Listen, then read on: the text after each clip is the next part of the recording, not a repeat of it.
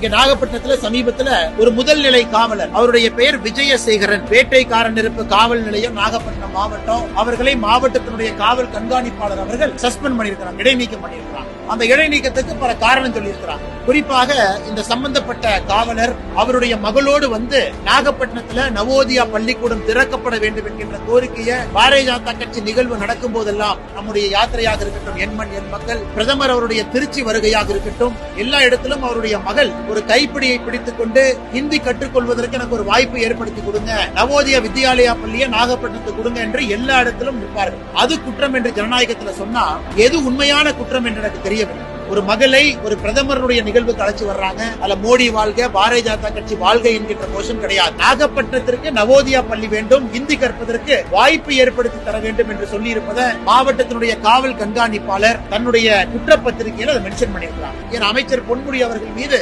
விழுப்புரம் பக்கத்துல மக்கள் சேறு அடித்த நிகழ்வு, அது நடந்திருக்க கூடாது, நடந்த நிகழ்வு. அந்த நிகழ்வையும் இவருடைய ஒரு சமூக வலைதள பதிவையும் சம்பந்தப்படுத்தி இவர் பாரதிய ஜனதா கட்சிக்கு சார்பாக செயல்படுகின்றார் என்று அவரை இடைநீக்கம் செய்திருப்பதை நாங்கள் கண்டிக்கின்றோம்.